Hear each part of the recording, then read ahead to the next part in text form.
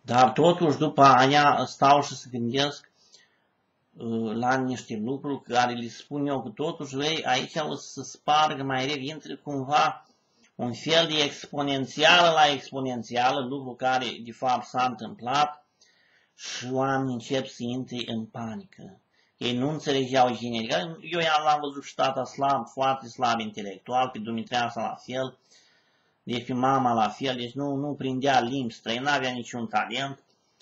Și spuneau ei că mi-au fi băgat un stem cell Tokyo.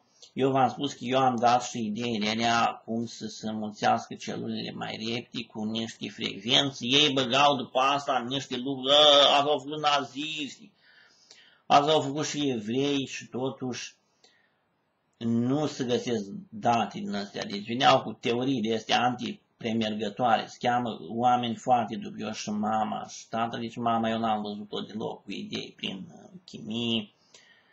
V-am spus că nu știa limbi străini, n-avea niciun talent practic. Așa am văzut-o eu.